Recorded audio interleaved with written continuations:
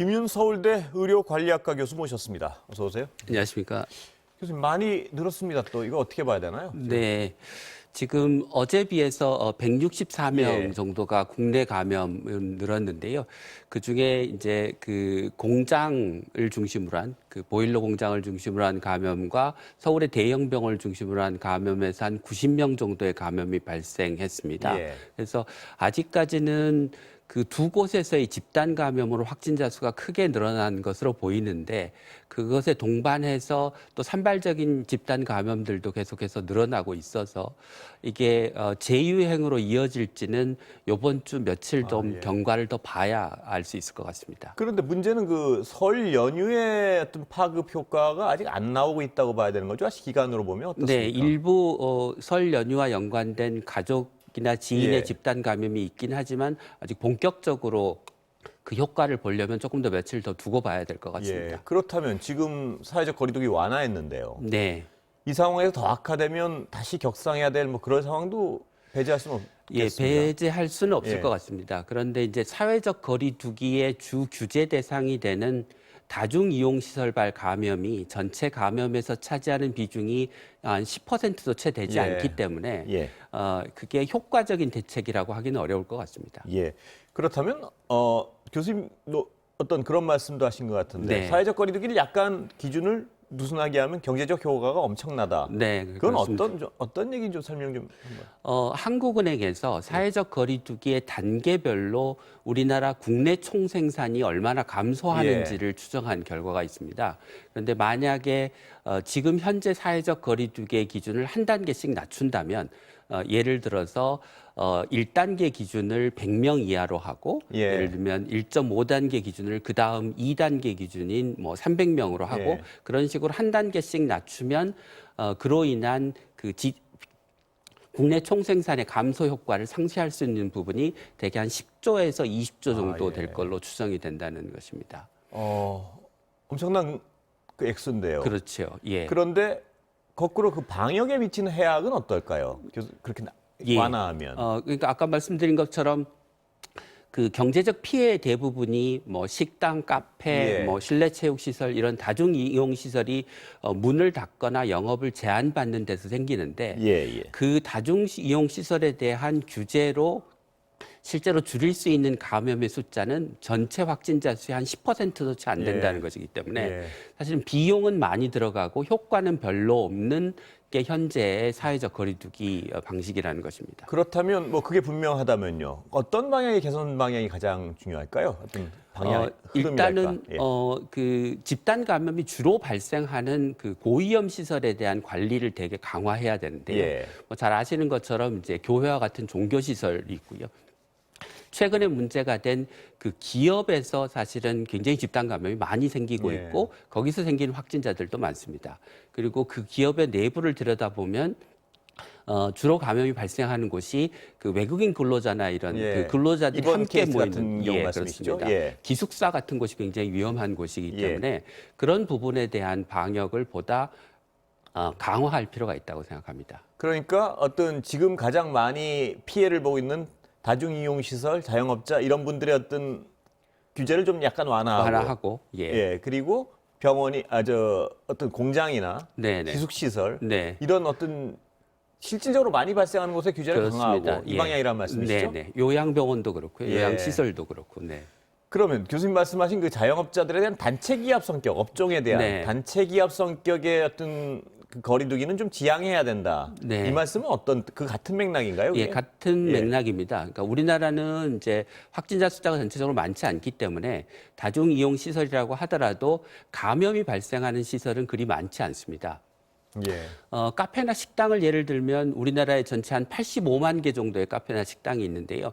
지난 여름부터 올 1월 말까지 발생한 카페나 식당에서의 집단 감염이 23건밖에 되지 않습니다. 예. 그러니까 10만 개소당 3건의 집단 감염이 발생하는데 단지 확진자 수가 늘었다는 이유로 그런 시설들의 영업을 제한하는 방식이 일종의 단체 기합 방식이다라고 이제 비유를 들어서 말씀을 드린 것입니다. 그렇다면 개선 방향은 좀 완화시키되 네. 방역 수칙을 어기는 어떤 업체에 대해서는 업소에 대해서는 강한 처벌을 한다 이런 방향이시죠? 네, 그렇습니다. 예. 그리고 앞서 말씀드린 것처럼 이제까지 주로 감염이 많이 발생한 위험 시설에 대한 방역을 더 강화해야 된다라는 것이 되겠습니다. 근데 전에 방송하실 때 제가 기억하기로는 4차 대유행. 그러니까 네. 3월에 한 번, 이 봄 오기 전에나 그 직후에 한 번은 네. 4차 대유행은 불가피할 것이다. 이렇게 말씀하신 적이 있는데요. 제 기억에. 예.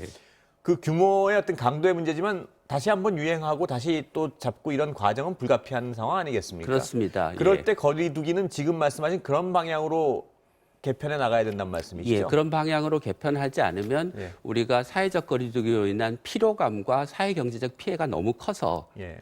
결국엔 거리두기를 할 수 없는 상황에 놓이게 되고 그러면 사실은 방역도 할 수가 제대로 없는 상황에 놓이게 된다는 뜻입니다. 이번 주 지켜봐야 된다 그러셨는데요. 네. 만약 이게 정말로 우려한 대로 4차 대유행으로 연결된다면 네. 접종 일정이나 이런 데 의료 체계 부담은 상당하겠습니다. 어떻게 보세요?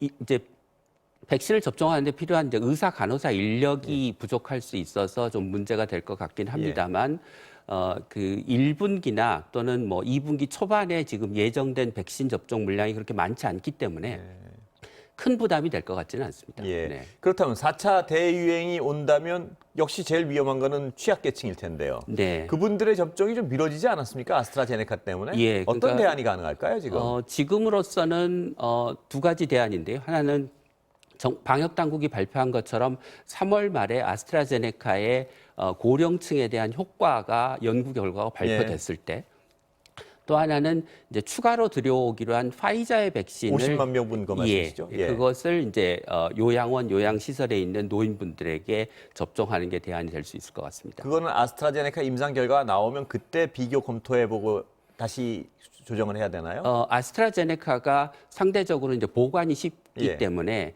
현장에서의 접종이 용이하다는 점을 고려하면 먼저 아스트라제네카의 효과를 확인한 다음에 그게 고령층에 효과가 없다는 게 판명이 되면 그 다음 이제 파이자를 대안으로 고려할 수 있을 것 같습니다. 그렇다면 지금 이제 세계적 추세를 보면요. 네. 급격히 확진자가 줄어들고 있는데요. 네.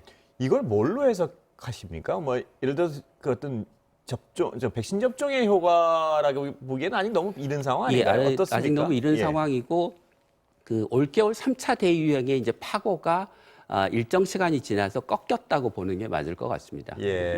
그게 어떤 백신의 조기 효과 이런 거로 해석하는 건 무리란 말씀이시죠? 일부 이제 이스라엘이나 영국처럼 접종률이 굉장히 높은 국가는 백신 접종의 효과가 일부 있다고 판단이 되지만 전 세계적으로 보면 아직 접종률이 굉장히 낮기 때문에 그 효과로 보기는 좀 어려울 것 같습니다. 우리나라도 이제 열흘이면 접종 시작되는데요. 뭐 물론 인원수가 많지는 않지만요. 그 접종이 시작되면 방역 체계와의 어떤 연관성이나 어떤 변화 방향이나 뭐 이런 게 좀 있을까요?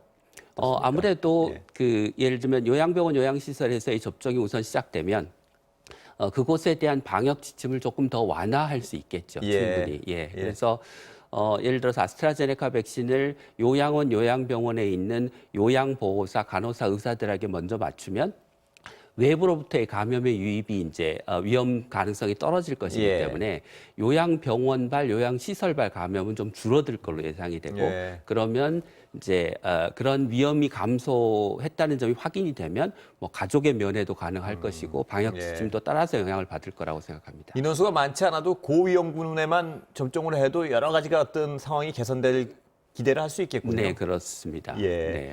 자, 그러면 우리 노바백스가 근데 예상외로 2천만 병분 더 확보한 게 있지 않습니까? 그게 2분기로 제가 알고 있는데요. 그게 원래 우리 계획한 전체 인원수보다 많단 말입니다. 2분기. 그러면 그 노바백스를 다 접종하게 되면 우리 3분기에 예정돼 있던 어떤 성인들, 일반 성인들의 접종이 빨라질 수도 있는 건가요, 지금? 네, 그렇습니다. 그 3분기에 예정되어 있던 뭐 만성 질환자나 또는 이제 65세 미만의 장년층이 2분기에 접종을 받을 수 있게 되는 거죠. 그러면 전체적으로 백신 접종 계획이 앞당겨지는 그런 모양새가 될 것 같습니다. 2천만 명분이면 작은 분량이 아니죠? 그렇습니다. 전체 접종 목표의 뭐 거의 반 가까이 되는 거니까요. 그러면 3분기로 상당 부분 당겨질 수 있는 전체 접종이. 자, 그렇다면 지금 우리가 아스트라제네카 65세 이상이 어떤 임상 결과가 나올지 모르는 상황이니까요. 그렇다면 화이자를 취약계층에 맞출 수도 있는 상황 아니겠습니까? 요양병원 65세나 네. 지금 어떤 물리적으로는 가능한 상황인가요? 어떻습니까? 그 냉동차나 뭐 이런 상황이. 그러니까 화이자 백신 같은 경우 이제 마이너스 70도를 유지해야 되는 상황이긴 한데 일단 마이너스 70도를 장기간 유지하다가 접종 전에는 이제 해동을 하게 되고 해동 상태에서 5일간 그 냉장고에 보관을 할 수 있습니다.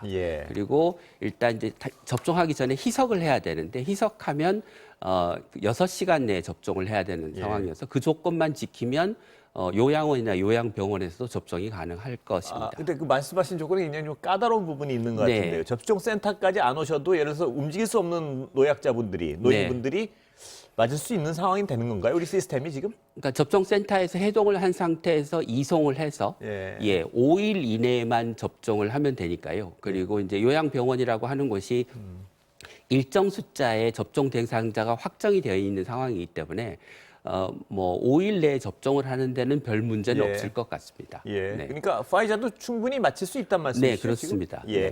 시간은 다 됐는데요. 마지막 질문 하나 드리겠습니다. 지금 상황 4차 대유행 좀 번지고 이런 걸 최악의 경우 감안을 해도 지금 등교는 가능한 상황이라고 보십니까? 어떻게 보십니까? 등교는 해야 된다고 생각합니다. 그래서 그냥 뭐 비유로 말씀을 드리면 우리보다 수십 배의 확진자가 발생하고 있는 미국도 학교는 반드시 문을 열어야 된다. 학교가 오히려 가장 안전한 곳이다라는 원칙을 제시하고 새 학기를 준비하고 있습니다. 저학년 전원 등교도 해야 되고요. 지금 보시기에는.